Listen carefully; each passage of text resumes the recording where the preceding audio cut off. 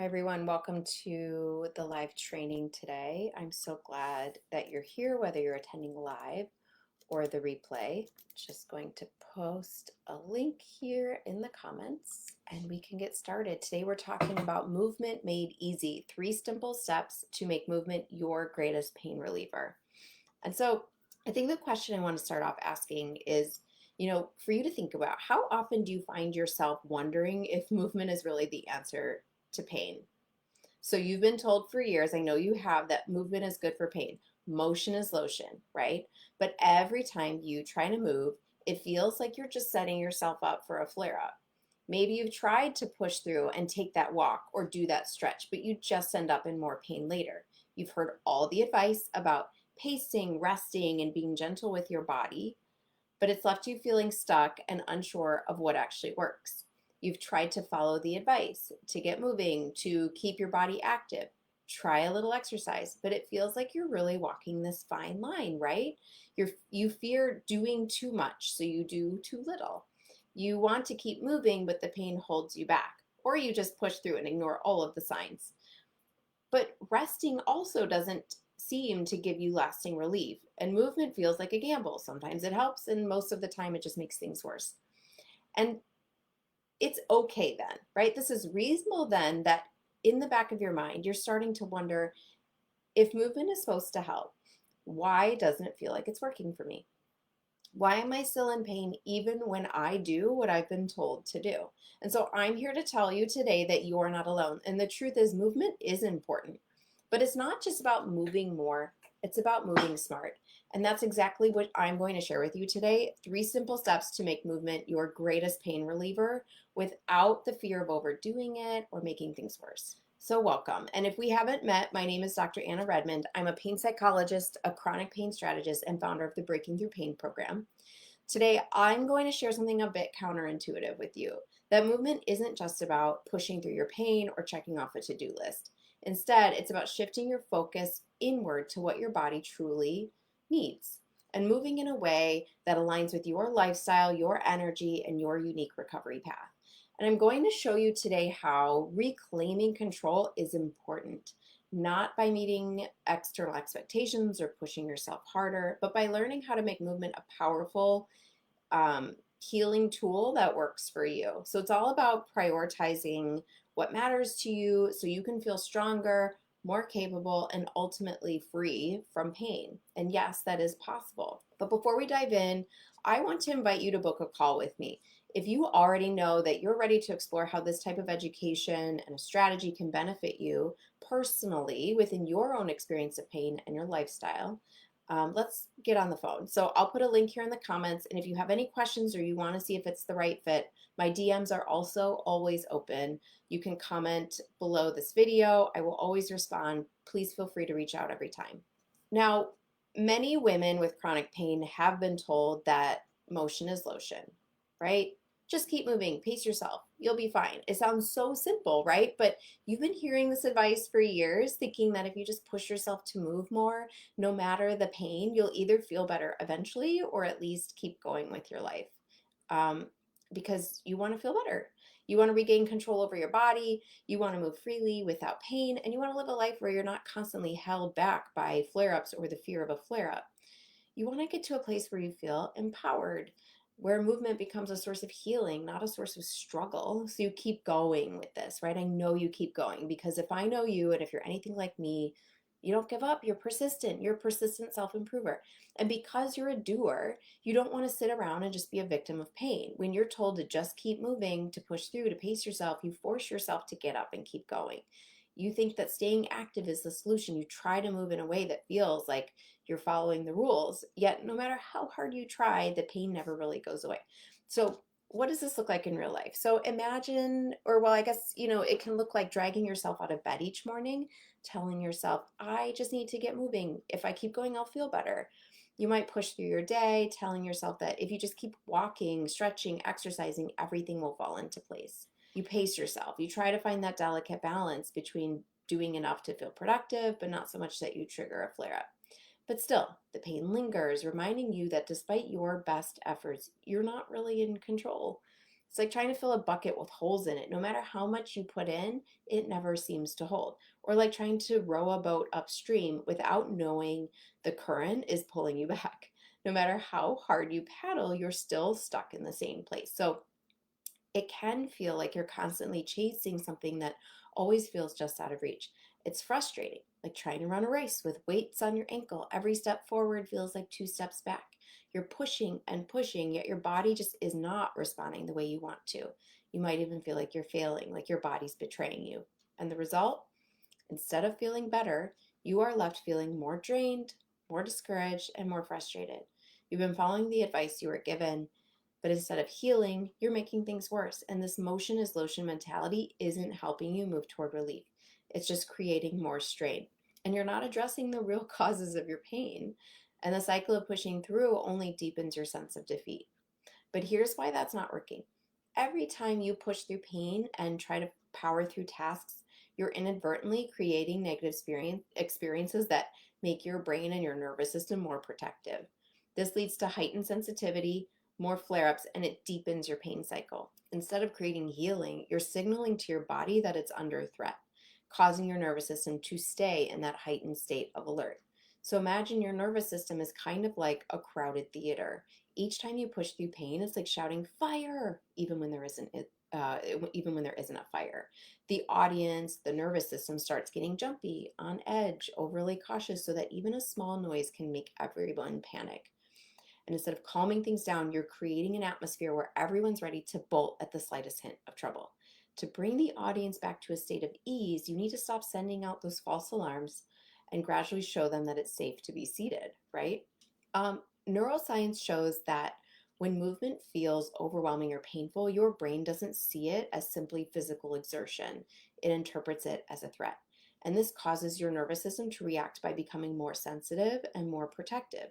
So the more you push beyond your capacity, the more you reinforce this cycle of hypersensitivity, and it makes your body less able to tolerate even mild movements over time.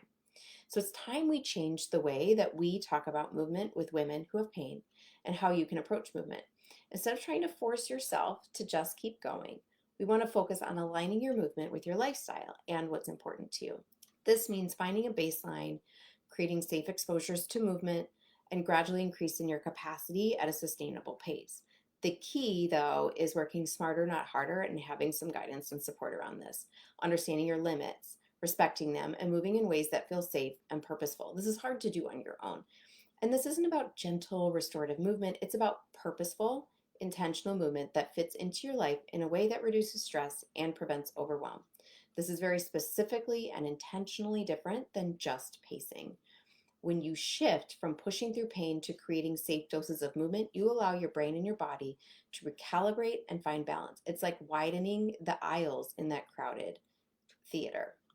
Suddenly there's more space to move freely without bumping into obstacles, right? And so this shift in approach lowers the load on your nervous system. It reduces the perception of threat, and it creates a greater threshold before your brain reacts with pain. So by moving in alignment with what matters to you, and by building from a strong baseline, you will find that movement becomes a tool for healing rather than a source of strain.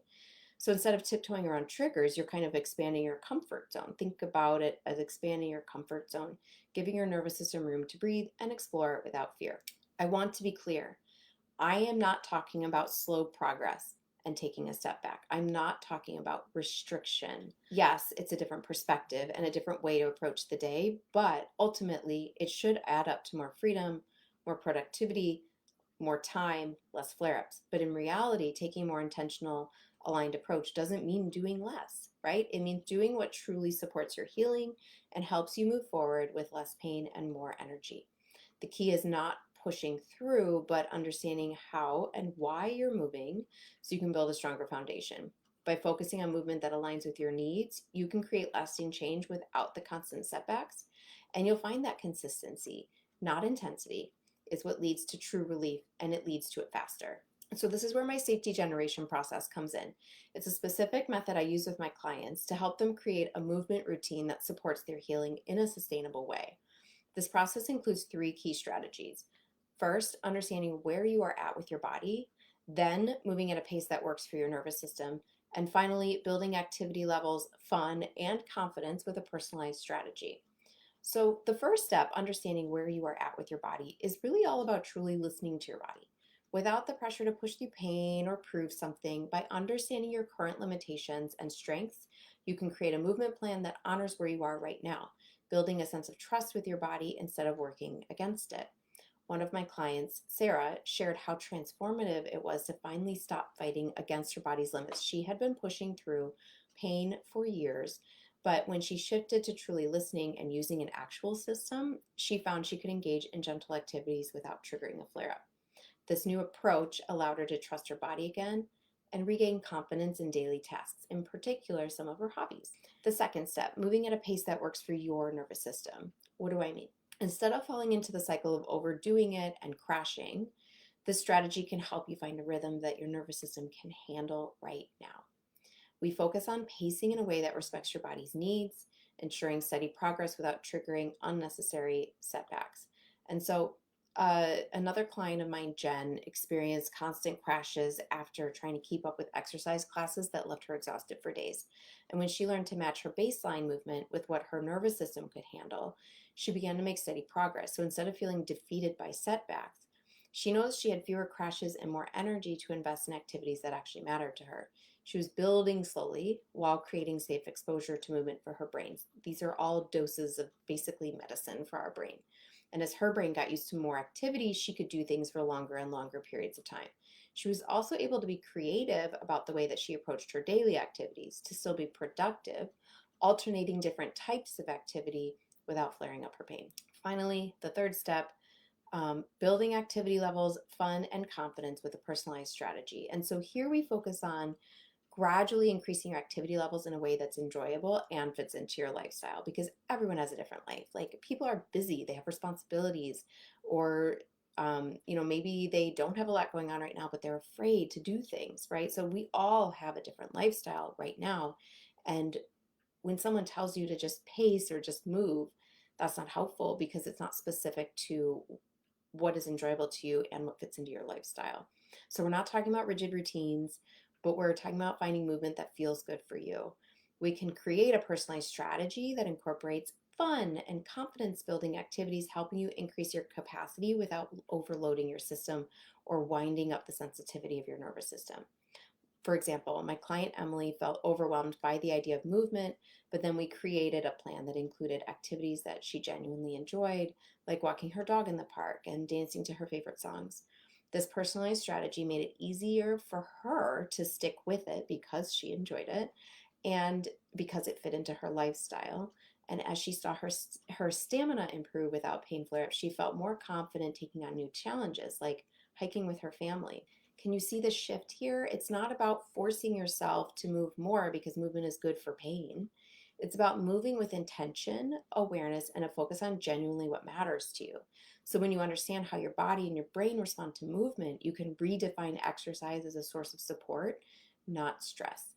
So this is not a theory. It's not just a theory. It's a proven process, one that I use in my program, where we align movement with the body's signals and with someone's core values, the things that matter the most to them. When we do this, we can create powerful changes like reducing flare ups, getting back some energy, feeling that vitality again that we used to have before we had pain, and our confidence step by step. The best part, this change doesn't take years. With the right approach, you can actually feel the difference in just a few weeks. You can start feeling this right away. And I've seen it happen over and over. And here's where my safety generation process comes in. It changes the game. It's about guiding you to create movement patterns that work for you, not against you. And we focus on understanding where you are at with your body without that pressure to push through. So we move at a pace that respects your nervous system, prevent those frustrating crashes, and we build up activity, fun, and confidence with a personalized strategy that does not overwhelm you. So the best part is it's hard to do alone, right? So it's the best part about doing this in my program is that it's not about guessing. It's not about hoping. It's about seeing real, clear, actionable steps that make a real impact. So within my coaching calls, I'm working with clients, getting into the nitty gritty of their day, showing them how we can fine-tune their day-to-day choices, how they flow through their day, paying attention to their approaches and patterns that have previously drained them, and beginning to understand what genuinely fuels their recovery. It's a method that doesn't just react to pain, but proactively creates a sustainable and very clear path forward that doesn't hurt so damn much.